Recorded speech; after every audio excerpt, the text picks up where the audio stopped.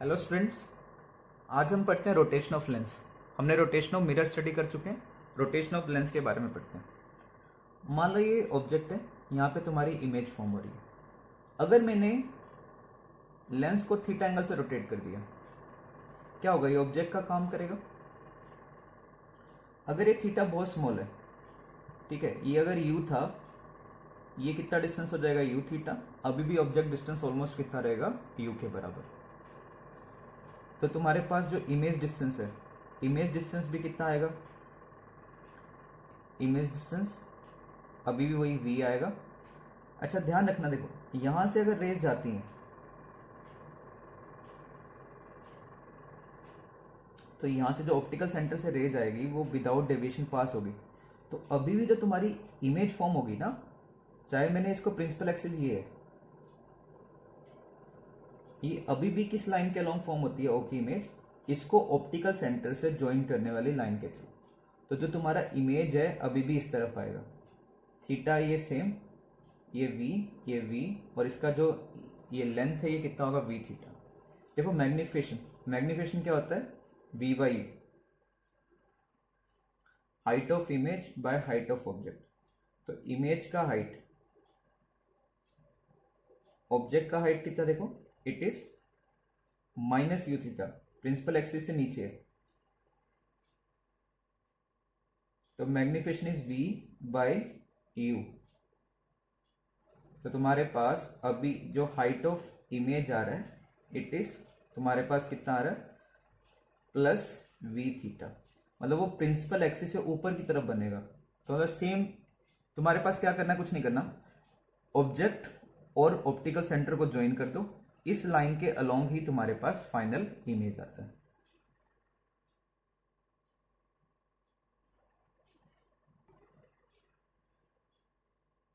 जैसे for example एक object placed है, ठीक है, O A is 30 centimetre, A B is 2 millimetre. तो मतलब ये क्या कहना चाह रहा है? बहुत छोटा ऑब्जेक्ट है, थीटा बहुत ही स्मॉल है, find image distance and its position. तो ये 30 है, ये भी, ये कितना होगा तुम्हारे पास? 30 कोस 30 कोस थीटा। थीटा बहुत ही स्मॉल है तो ये ऑलमोस्ट कितना होगा? 30 सेंटीमीटर। तो यू कितना हो गया? -30, फोकल लेंथ है +20। सॉल्व करना, 1/v minus 1/u, it is 1/f। तो यहां से सॉल्व करोगे, v कितना आ जाएगा? v will come out to be +60 centimetre. तो यहां से 60 centimetre. Height of image, magnification, it is height of image by height of object, v by u। height of image is equal to v कितना है? +60, u कितना था तुम्हारे पास? -30। Height of object principal axis से नीचे, तो इमेज तुम्हारा प्रिंसिपल एक्सिस से 4 मिलीमीटर ऊपर फॉर्म होगा। नहीं, अभी भी वही प्रिंसिपल एक्सिस पे आ जाएगा 4 मिलीमीटर जब करोगे, क्योंकि थीटा सेम है। ये अगर तुम्हारे पास ट्वाइस हो गया तो ये भी ट्वाइस हो गया, तो मतलब ये थीटा अभी भी सेम है, ये प्रिंसिपल एक्सिस पे ही इमेज सॉरी, जो पुरानी एक्सिस थी उसी एक्सिस पे इमेज फॉर्म होगा। Line joining object and the optical centre, और ये डिस्टेंस भी कितना होगा? Almost 60 centimetre. Next question, two converging lens of focal length f, इसका भी फोकल लेंथ f है, इसका भी फोकल लेंथ f है, are placed at distance 2f। Find final image location. Final image का लोकेशन तुम्हें फाइंड करना है। पहला केस क्या हो गया? इस पे पैरेलल रेज आए, यहां पे ध्यान रखना थीटा बहुत बड़ा है, तो डायरेक्टली तुम ये एफ थीटा नहीं एज्यूम कर सकते। मिरर्स में हम कर लेते हैं, लेंसेज में नहीं करना ये। तो पैरेलल रेज आए, कहां पे मीट करेंगे? पहले इसके फोकस पे। ये इसके लिए ऑब्जेक्ट का काम करेगा, ये इस मिरर की प्रिंसिपल एक्सिस है। कितना डिस्टेंस हो गया? दिस इज 60, ये टोटल है 2f, ये है f, तो ये भी कितना हो गया? f। इसके लिए ऑब्जेक्ट डिस्टेंस कितना हो गया? f cos 60 या f/2। ठीक है, तो u is equal to minus f by two, focal length f, v निकाल लो, 1 by we minus 1 by you is equal to 1 by f. तो 1 बाई वी यहाँ से सॉल्व करना, ये कितना आ गया 1 बाई एफ, ये 2 बाई एफ हो जाएगा, तो 1 by v is minus 1 by f, या v इज माइनस एफ। तो तुम्हारी जो इमेज फॉर्म होगी वो कहाँ पे फॉर्म होगी, माइनस एफ। यहाँ से कितना फोकल लेंथ सेम साइड पे फॉर्म होगी, ये डिस्टेंस कितना हो गया तुम्हारे पास f, और इसका जो डिस्टेंस आएगा वो कितना आएगा। देखना इसमें हुआ क्या होगा, ऐसे रेस गई होंगी, ये ना डाइवर्ज कर रही होंगी, तो इसी डायरेक्शन में फॉर्म होगा। ट्राई करो, what is height of image. मैं डायरेक्टली भी बता सकता हूँ ये किस पॉइंट पे बना होगा, बट एक बार सॉल्व करते हैं। Height of image by height of object is magnification v by you. कितना हो गया तुम्हारे पास, दिस इज 2, तो height of image is 2 times height of object. Height of object कितना, ये it is f, it is कितना माइनस एफ साइन 60। तो image की हाइट इससे ट्वाइस बनी होगी, तो वो ना ये डिस्टेंस आएगा। मैं बिना सोल्व करे कैसे बता पा रहा था, अगर तुमने इसे टिल्ट कर दिया, तुमने इमेज डिस्टेंस निकाल लिया, इमेज डिस्टेंस यहां से कितना आ रहा है f, और मैंने बताया इसके परपेंडिकुलर आएगा ना, ये इस प्लेन में आएगा, और कहाँ पे ऑब्जेक्ट अगर यहाँ पे पड़ा हुआ है तो इमेज इसी लाइन पे बनी होगी। अगर ऑब्जेक्ट तुम्हारे पास यहाँ पे था तो इमेज इसको ऑब्जेक्ट और ऑप्टिकल सेंटर वाली लाइन को ज्वाइन करने की लाइन के अलोंग ही बनता है। ये रेस डाइवर्ज करे होंगे तो इसलिए तुम्हारे पास ये रेस यहाँ पे आके मीट कर रही है। तो ये कौन सा पॉइंट हो गया, ये तुम्हारे पास यही सेम पॉइंट आ जाएगा। तो फाइनल इमेज कहाँ पे बनी है, ओरिजिन। अगर ये मान लो ओरिजिन दिया हुआ है, इसमें क्वेश्चन में अपने को ओरिजिन दिया हुआ था, ये प्लस एक्स एक्सिस, ये वाई, तो final image is formed at origin. ये चेक कर लेना, ये 60, ये f, ये कितना होगा f बाय cos 60,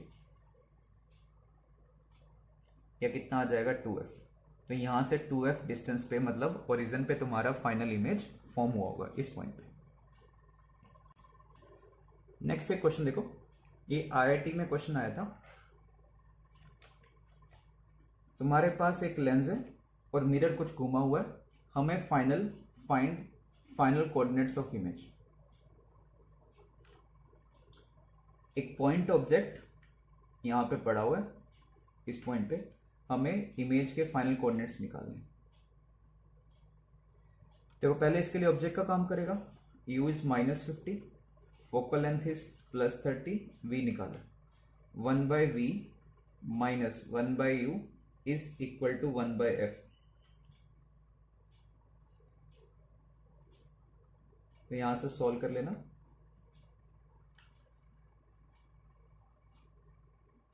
तो तुम्हारे पास v1 आएगा 75 सेंटीमीटर।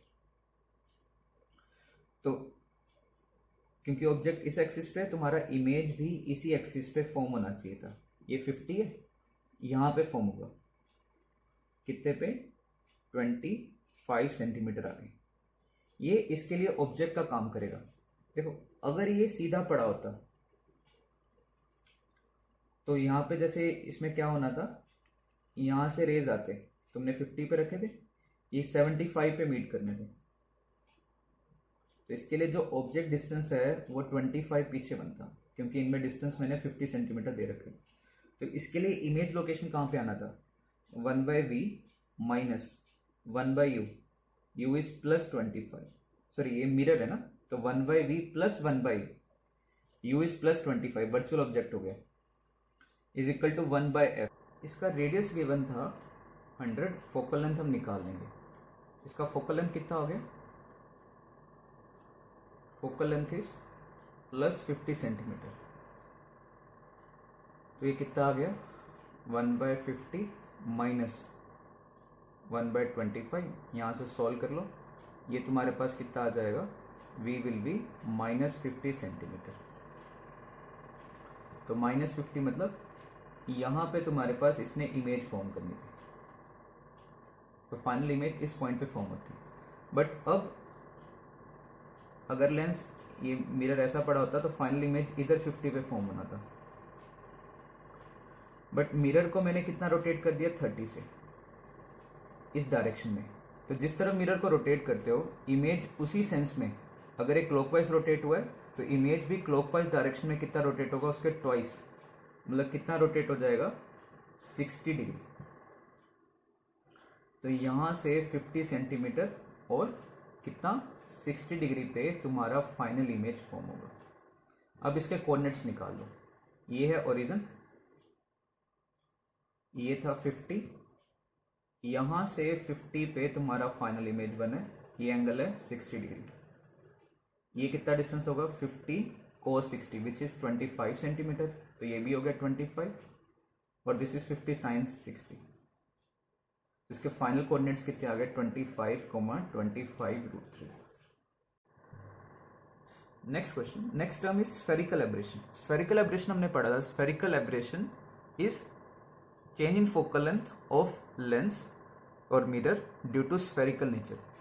स्फेरिकल एब्रेशन को हम रिमूव कर सकते हैं। Spherical aberration can be removed by using parabolic mirror instead of spherical mirror. Spherical mirror की बजाय पैराबोलिक मिरर यूज कर लो, तुम्हारे पास स्फेरिकल एब्रेशन रिमूव हो जाएगा।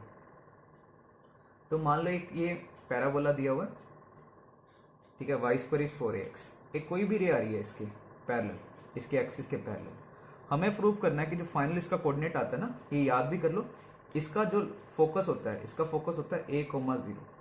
तो y² = 4ax, तो इसका जो फोकस इज a, 0। जैसे फॉर एग्जांपल y² = 8x, तो 4 × 2 × x। तो अगर पैरेलल रेज आएंगे वो कहाँ पे मीट करेंगे, 2, 0 पे मीट करेंगे।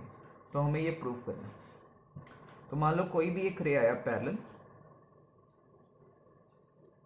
इस सरफेस के मान लो ये टेंजेंट है, मैं टेंजेंट निकाल सकता हूं, ठीक है, ये मान लो टेंजेंट है। dy/dx कितना होगा इसका, dy/dx, ठीक है, वो निकाल लेना। फिर उसके बाद हम टेंजेंट से ये एंगल फाइंड कर सकते हैं, ये उसका परपेंडिकुलर हो जाएगा। जितने एंगल पे यहां से रे आ रही है उतने ही एंगल पे वो वापस जाके इंटरसेक्ट करेगी।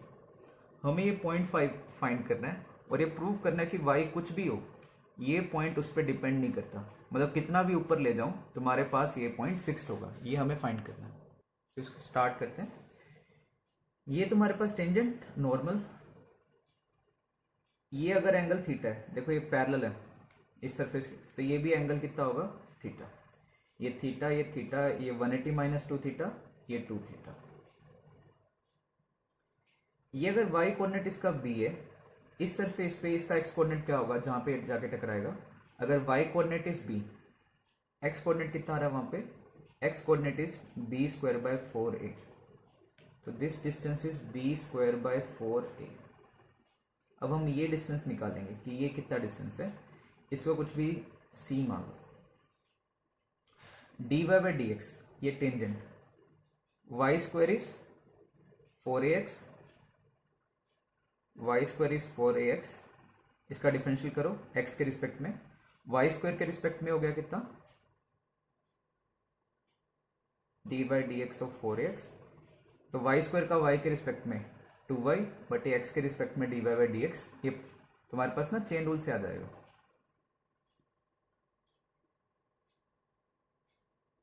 फोर एक्स का डिफरेंशियल, 4a बाहर आ गया, x का डिफरेंशियल हो गया 1। तो ये तुम्हारे पास कितना आ गया, 2y dy/dx is equal to 4a, या dy/dx इज इक्वल टू कितना आ गया, 2ay। और इस कोऑर्डिनेट पे तुम्हारे पास y कोऑर्डिनेट कितना है, b, तो dy/dx इज 2a/b। ये तो इस इक्वेशन का हो गया।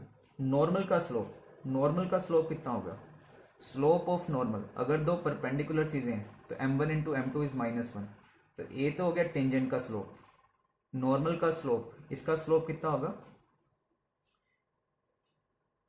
इज -1/m1, तो ये कितना हो गया -b/2a, और इसका स्लोप है कितना, ये एक्स एक्सिस से कितना एंगल बना रहा है 180 माइनस थीटा,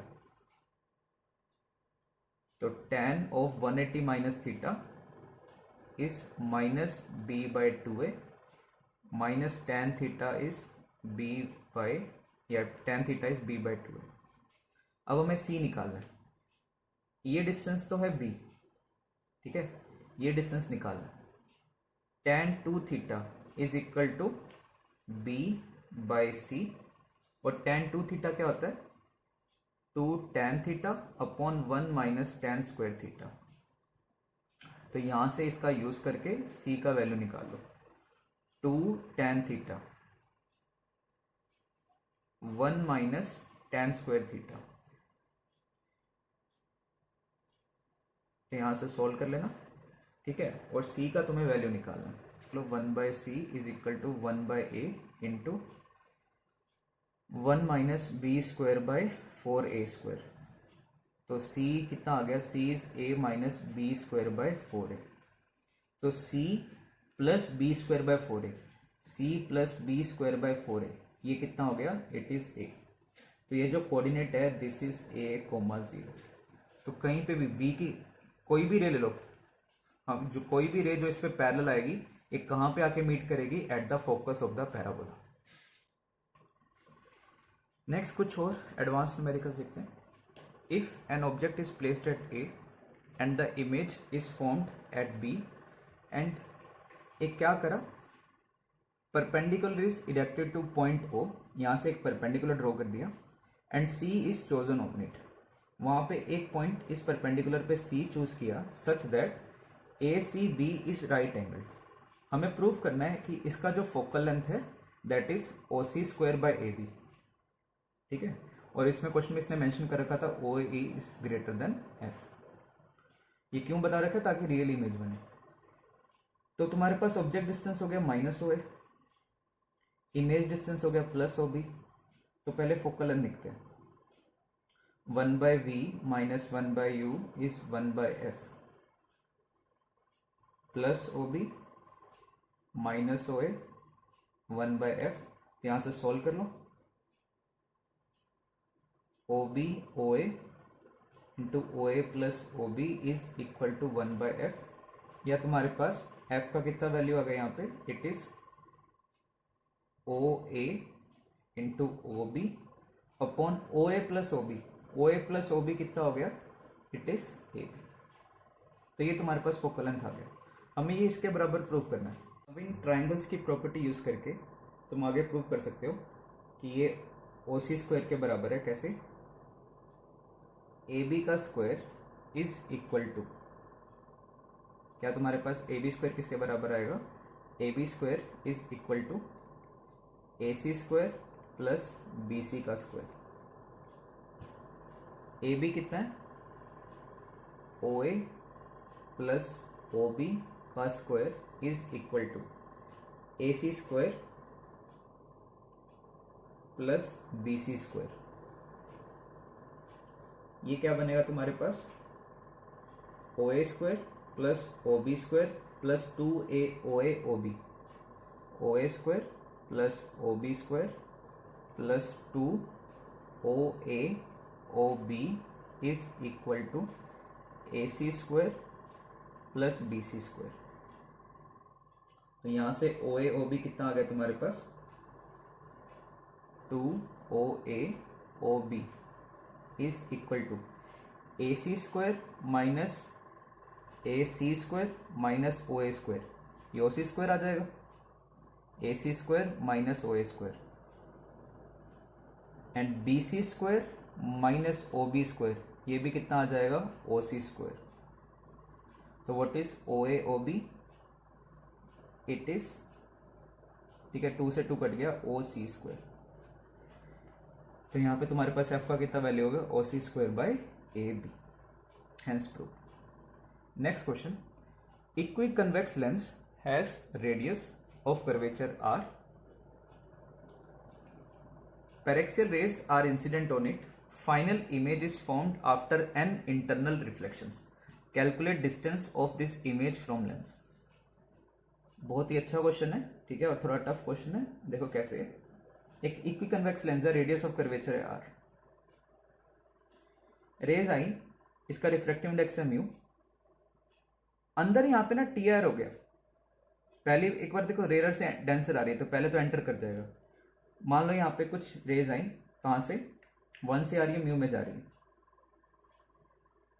इसको ना मैं वी नोट लिख रहा हूँ क्योंकि ये पहली इंटरनल रिफ्लेक्शन है तो पहले रिफ्लेक्शन है, माइनस आ कहाँ से रही है 1, पैरेलल रेस है, is equal to mu minus 1 by इसका रेडियस क्या होगा प्लस आर। अब अगर इसका वी नोट पॉजिटिव है, ठीक है, अगर वी नोट पॉजिटिव है इसके लिए ऑब्जेक्ट का काम करेगा, तो इसके लिए ऑब्जेक्ट डिस्टेंस कितना हो जाएगा, u2 is plus we note, और यहां पे कहता है टी आर हो गया, तो टी आर में वो कैसे बिहेव करता है, लाइक अ मिरर। हमने जब पहले टी आर पढ़ा था ना वहां पे प्लेन सरफेस थी तो प्लेन मिरर की तरह एक्ट करता है। यहां पे क्योंकि कर्व सरफेस है तो ये कैसा एक्ट करेगा, it will act like which mirror, it will act like, कौन सा मिरर हो गया ये, कनकेव मिरर। तो क्या फॉर्मूला लिखोगे, 1/v, ये पहली इंटरनल रिफ्लेक्शन के बाद जो इमेज बनी है, प्लस 1/u, u कितना हो गया v naught, is equal to 1/f, f कितना हो गया इसका माइनस r बाई 2। अब ध्यान रखना अगर v1 पॉजिटिव है, देखो रेज ऐसी आएंगी, अगर v1 पॉजिटिव है तो इसके लिए रेज ना ऐसे आ रही है इस सरफेस पे, अगर v1 पॉजिटिव है तो इसके लिए ऑब्जेक्ट डिस्टेंस माइनस v1 होगा। अगर v1 नेगेटिव है, जैसे मान लो v1 आ गया +10 तो मतलब यहां पे है, इसके लिए ऑब्जेक्ट डिस्टेंस कितना होगा -10।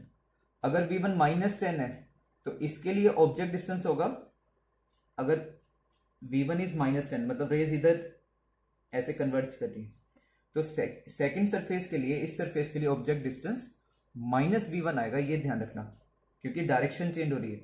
देखो if v1 is positive, v1 positive मतलब यहां से रेज ऐसे जा रहे हैं, तो इसके लिए ऑब्जेक्ट डिस्टेंस आएगा u2 इज -v1। और अगर तुम्हारे पास v1 पॉजिटिव है, v1 नेगेटिव है, तो मतलब ये रेज ऐसे कन्वर्ट कर रही है इसी साइड, इस साइड से रेज आ रही थी इसी साइड ही कन्वर्ट कर रही है, इसके लिए ऑब्जेक्ट डिस्टेंस पॉजिटिव आएगा, तो u2 इज -v1, ये ध्यान रखो। अब ये फिर से मिरर की तरह एक्ट कर रहा है, कनकेव मिरर, 1/v2 जो सेकेंड इमेज फॉर्म होगी after internal reflection, plus 1/u2, u2 कितना है -v1, is equal to 1/f, f is कितना। तो इस तरीके से ना अब तुम्हारा सीक्वेंस चलता जाएगा। अगर v2 नेगेटिव है, v2 नेगेटिव मतलब इस तरफ, तो u3 तुम्हारा पॉजिटिव आएगा। अगर v2 नेगेटिव है, v2 नेगेटिव मतलब इमेज तुम्हारी इस डायरेक्शन में फॉर्म हो रही है, तो u2 विल बी पॉजिटिव, तो u2 इज -b3। तो ऐसे तुम्हारे पास केसेस चलेंगे।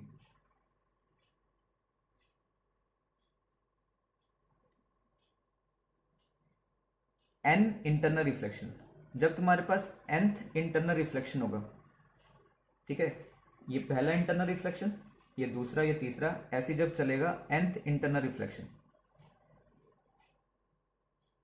यहाँ पे vn-1 आएगा -r/2।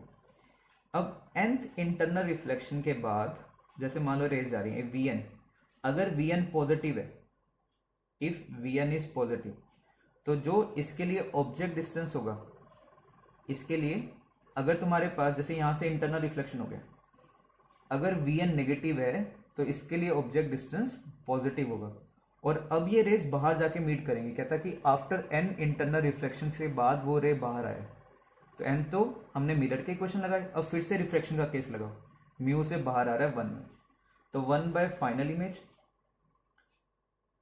ठीक है, ये तुम्हारा इसका फोकल लेंथ होगा या फाइनल इमेज, माइनस μ2/v, मैं वो इक्वेशन लगा रहा हूँ, μ2/v minus μ1/u is equal to μ2 minus μ1/r। Final rays आ रही है 1 में बाई v, माइनस रेज आ कहां से रही है म्यू से, object distance is -vn is equal to 1 minus mu by R, इसका जो आर होगा आर नेगेटिव लगेगा क्योंकि